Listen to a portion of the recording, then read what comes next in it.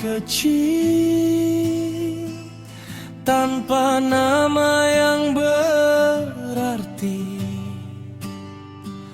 namun matanya menyimpan sejuta mimpi. Assalamualaikum warahmatullahi wabarakatuh. Selamat datang kembali di podcast Jejak Langkah. Di episode kali ini kita akan membahas tentang bagaimana meningkatkan kemampuan belajar yang merupakan keterampilan penting untuk terus berkembang dan beradaptasi dalam dunia yang terus berubah. Jejak Langkah meningkatkan kemampuan belajar bersama saya Trio Kristanto. Tetapi sebelum kita lanjut ke pembahasan lebih dalam, jangan lupa subscribe, aktifkan lonceng notifikasi, like dan komen. Dukungan partisipasi Anda membantu channel ini untuk terus berkembang. Dan Anda juga bisa mendengarkan podcast Jejak Langkah di aplikasi Spreaker, Spotify, Amazon Music, dan YouTube Music. Jangan lupa gunakan headset untuk suara yang maksimal. Mari kita mulai pembahasan. Kemampuan belajar bukanlah sesuatu yang statis. Kita semua memiliki potensi untuk terus meningkatkan kemampuan kita dalam menyerap dan memahami informasi baru. Dalam era informasi yang serba cepat ini, kemampuan belajar menjadi semakin penting untuk tetap relevan dan sukses.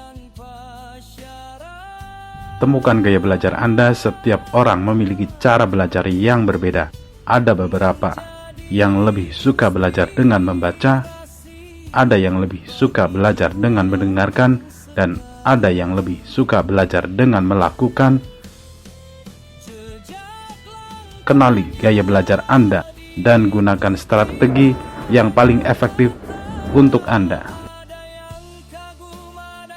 Bagaimana cara menentukan gaya belajar seseorang secara akurat? Pertama, kuesioner atau tes gaya belajar. Ada banyak kuesioner atau tes gaya belajar yang tersedia secara online atau di buku-buku psikologi.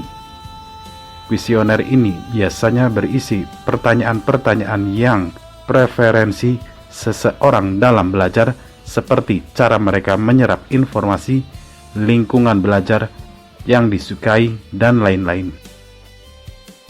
Contoh kuesioner yang populer adalah VARK, Visual, Auditory, Read atau Write, Kinesthetic.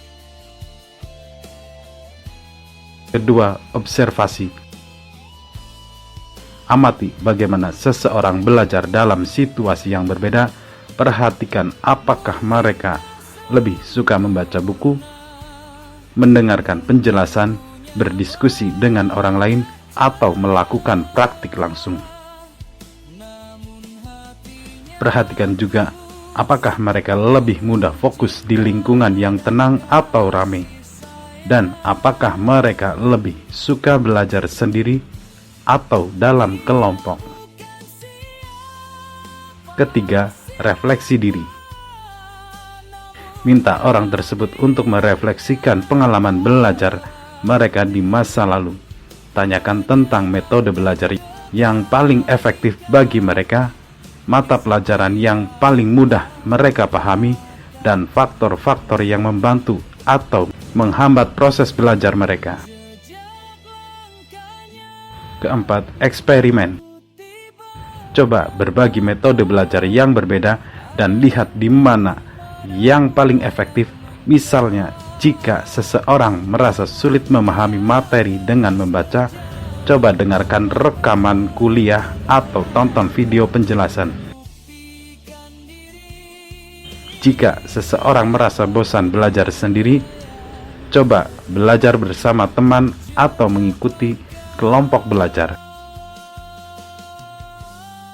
Penting untuk diingat bahwa setiap orang memiliki keunikan dan gaya belajar mereka mungkin merupakan kombinasi dari beberapa gaya belajar yang berbeda.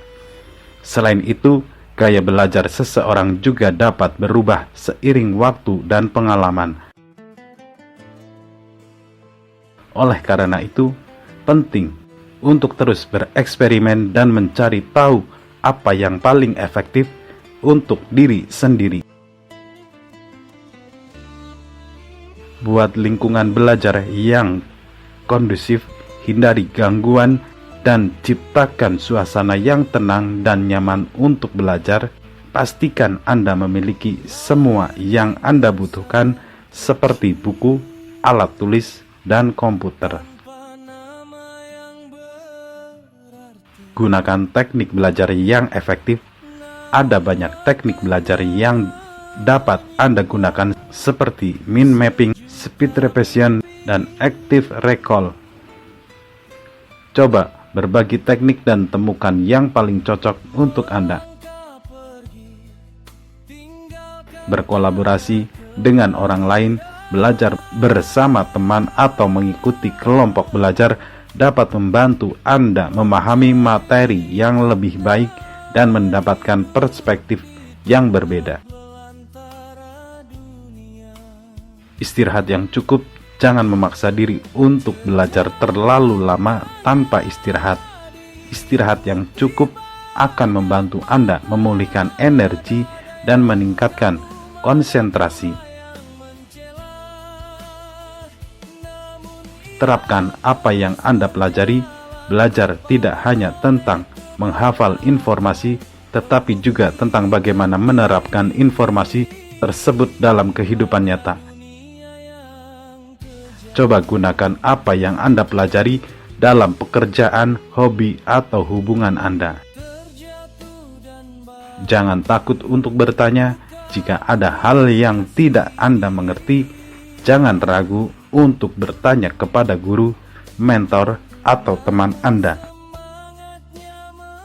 Bertanya adalah cara yang efektif untuk memperjelas pemahaman Anda. Meningkatkan kemampuan belajar adalah investasi jangka panjang dalam diri Anda sendiri. Dengan terus belajar dan mengembangkan diri, Anda dapat membuka peluang-peluang baru dan mencapai potensi penuh Anda. Terima kasih telah bergabung dalam episode kali ini. Sampai jumpa di episode berikutnya. Wassalamualaikum warahmatullahi wabarakatuh. Ikuti banyak mata, ada yang kagum, ada pula yang mencela. Namun ia terus berjalan tanpa menoleh ke belakang, membuktikan diri pada dunia yang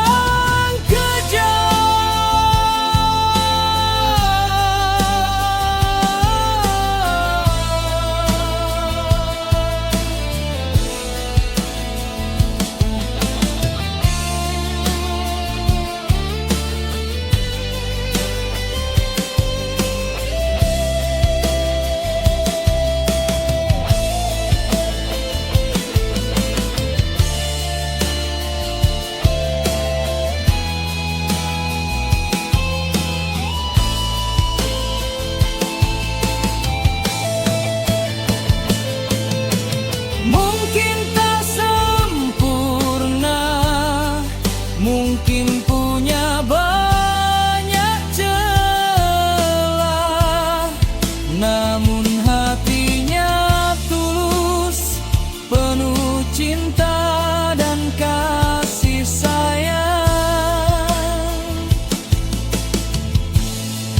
Ia bukan siapa-siapa, namun kehadirannya berarti menyebarkan kebaikan di setiap langkah kaki. Jejak langkahnya diikuti banyak mata, ada yang kagum, ada pula yang mencela.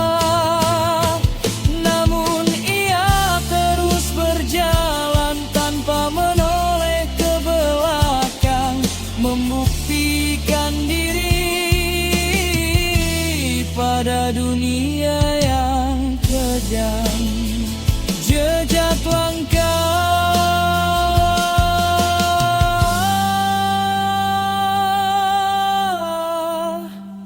abadi.